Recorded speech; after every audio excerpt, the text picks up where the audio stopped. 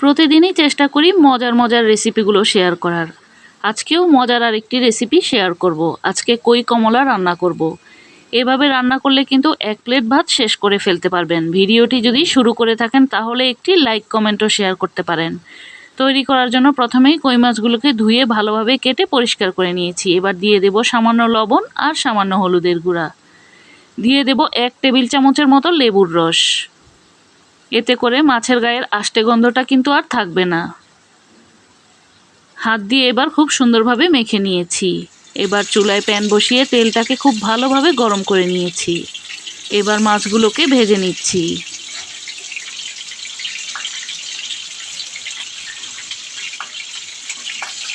উল্টে পাল্টে মাছগুলোকে একটু লাল লাল করে ভেজে নিতে হবে। মাছের কালারটা যখন এইরকম হয়ে যাবে তখন মাছগুলোকে তুলে নিচ্ছি। মাছ ভাজতে সবাই পারে, তারপরেও করে দেখাচ্ছি। সবগুলো মাছ আমি একইভাবে ভেজে নিয়েছি।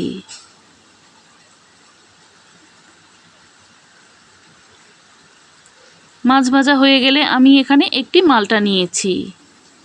মালটাটাকে আমি কেটে চিপে রসটুকু নিয়ে নিয়েছি। এখানে পুরো মালটার রসটুকু।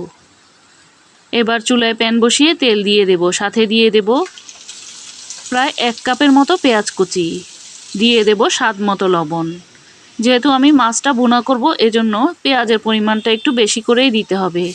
পেঁয়াজগুলো যখন এই রকম লালচে হয়ে আসবে দিয়ে দেব আধা চা চামচ আদা বাটা, আধা চা চামচ রসুন বাটা। এবার তেলের মধ্যে একটু মশলাটা ভেজে নিচ্ছি যেন কাঁচা গন্ধটা না থাকে। দিয়ে দেব 1 চা চামচ হলুদের গুঁড়া, 1 চা চামচ লাল মরিচের গুঁড়া। মশলাটাকে কষিয়ে নেওয়ার জন্য দিয়ে দেব সামান্য একটু পানি। এবার মশলাটাকে খুব ভালোভাবে কষিয়ে নেব। সাথে দিয়ে দেব এই রকম টমেটো পেস্ট। আমি এখানে 2টি টমেটোকে ব্লেন্ডার জারের মধ্যে পেস্ট করে নিয়েছি।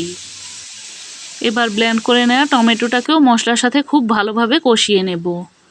কষাতে কষাতে এক সময় মশলার গা থেকে তেলটা ছেড়ে আসবে, তখন দিয়ে দেব পানি। পানিটা দেওয়ার পর ভেজে রাখা মাছগুলোকে দিয়ে দেব। দিয়ে দেব কয়েকটি কাঁচামরিচের ফালি।